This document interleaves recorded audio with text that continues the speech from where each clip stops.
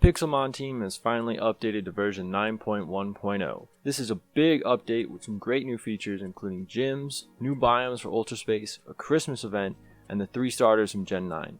So let's dive right in and get started. First up, the thing so many people have been waiting for, gyms. The grass gym has been revamped and made into a beautiful plant-covered greenhouse. There are leaves growing around the outside, flowers, farm crops, and other vegetation growing on the inside and even hanging from the ceiling. After facing the preliminary trainers, the gym leader has a full team of 6 Pokemon to battle against. So far, only the grass gym has been added, but it's a big deal all on its own.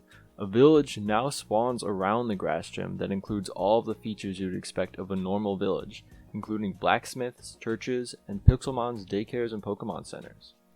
Everything in these villages is grass themed. You can find little statues of Decidueye around the town, even the roofs are green. Alright, now that you've seen all of what these new grass gyms have to offer, let's move on to Ultra Space. If you have already made it to Ultra Space, you may encounter one of your first new biomes, the Ultra Forest biome, on your way out of the Ultra Desert. The Ultra Forest biome is a very open but very dark biome, with Ultra Ginkgo trees populating the forest floor and massive Ultra Elm trees reaching into the sky and blocking out the sunlight with their branches. Pools of water break up the scenery and are usually the only portions where sunlight reaches. The Ultra Forest flower and Ultra Forest fallen leaves comprise the flora of this biome, but be careful, as the Ultra Forest flower will damage you, give you the slow effect, and put your Pokemon to sleep. You can find raid dens in the Ultra Forest, along with grottos that contain rare items. There are of course new Pokemon that spawn, and the Ultra Beast, Blacephalon, has been added as a spawn to the Ultra Forest. From the Ultra Ginkgo trees, you can craft Ultra Ginkgo planks, which can in turn be used to craft several new building blocks, including boats, fences, fence gates, doors, trapdoors, buttons, pressure plates, stairs, slabs, and signs. The doors even have a little poiple-shaped pattern on them.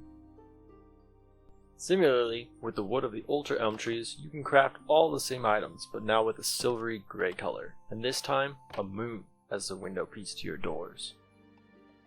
Next up, the second Ultra Space biome of this update is the Ultra Jungle. The Ultra Jungle is a nearly impenetrable biome, as it is both more mountainous than the Ultra Forest and densely covered in the Ultra Jungle trees and their leaves.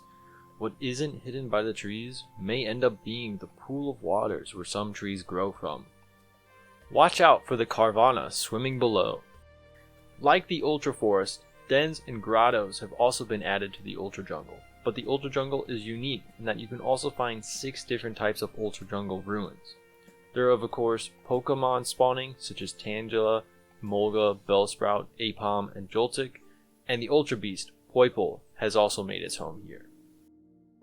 The Ultra Jungle logs that you can harvest can be made into all the usual building blocks that wood can be made into, just like the Ultra Elm and Ultra Ginkgo could. And this time, the window is in the shape of a sun.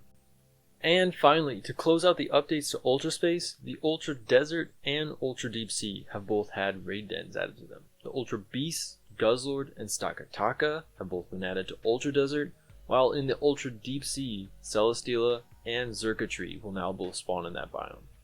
And yeah, all these Ultra Beasts have only been able to spawn in raid dens, so it's great they can finally spawn normally now.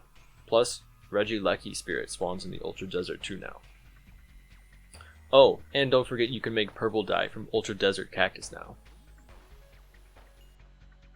Moving on, the next section of this enormous update is the new biome for the Overworld, the Mount Lanakila biome. Now, this biome is based off the Mount Lanakila location in Alola in the Sun and Moon games, hence why this is such a mountainous biome. And it will only spawn during the holiday season, hence why candy canes and Christmas trees are part of the biome. You'll be able to find special villages here, the Mount Lanakila village, which can contain a bunch of unique buildings, such as the Elf Workshop and the Gingerbread House. And try and see if you can find all 5 different types of snow mods. Of course, this biome will be spawning lots of Ice-type Pokemon, Snom, Frostmoth, Snover, Abomasnow, Sinistea, Cryogonal, Winter Deerling and Winter Sawsbuck, Delibird, Alolan Sandshrew and Alolan Sandslash, Hoot Hoot, and Noctowl are just a few of the Pokemon that have been added. And now that you know what can spawn, be on the lookout for the presents under the Christmas trees that can spawn a new Christmas Pokeball, which if used to capture a Pokemon can turn some of these Pokemon into a Christmas themed version of themselves. The new loading screen showcases most of them, but you should definitely also know that Castform, Sinistea, and both forms of Shaman have Christmas palettes now. Alright, up next, the starters Sprigatito, Fuecoco, and Quaxly from the new Gen 9 games have been added in. You can choose them now if you want to start up a new game. However, they currently do not evolve, so you may want to wait to do that until the next update. They also, unfortunately, don't spawn anywhere yet, though you could change that with data packs. The last major addition to this update is that TCG is back. TCG has been in the 1.12 version of Pixelmon for a long time now, and is now part of the official mod pack in 1.16. Almost everything in 1.12 has been added into 1.16, but there are some new things. TCG shops and the TCG Essence Trader NPC have been added to villages, where you can now buy the TCG card packs since you no longer craft them. This means the TCG printer and blank cards have been removed. To buy the card packs, you'll need to start by crafting an essence jar, and then filling it up with the essence you're used to collecting from 1.12. Essence jars can be placed as a block and will gain essence if you battle near them, or while they are in your inventory. They also just passively gain essence while placed in the world, albeit much slower. Once you have an essence jar filled, you can take it to the Essence Trader to trade for booster packs or the cosmetic cards. And there are a ton of cool styles. I mean, I really like that cotton candy one, so definitely check them all out. With that, that is all the major additions to Pixelmon for this patch, but we are still not done. The Articuno, Zapdos, and Moltres shrines have all been updated. They're contained within these newly revamped structures, and there are 2 variations for each shrine. You've probably noticed that there's also this terrain around the shrines. Articuno's shrine has chunks of ice surrounding it. Zapdos' shrine has these rocky spikes surrounding it, almost like lightning rods. And Moltres' shrine has scorched pieces of earth surrounding it. Trainers spawn around the shrines too now, so you definitely have tons of options for battling as of this update. And last but not least, there is now an oven block. And that's it. That's everything that is new. From here, I'm just going to go through slight updates and fixes to bugs you might have noticed, things that I think are important and could make your Pixelmon experience a bit more convenient. If you create a new world as of this update, you will now spawn in a village. Ultra wormholes have begun spawning in the Overworld again, so you no longer have to use the spawn portal move skill. Also, safety goggles lower fog and ultra space once again.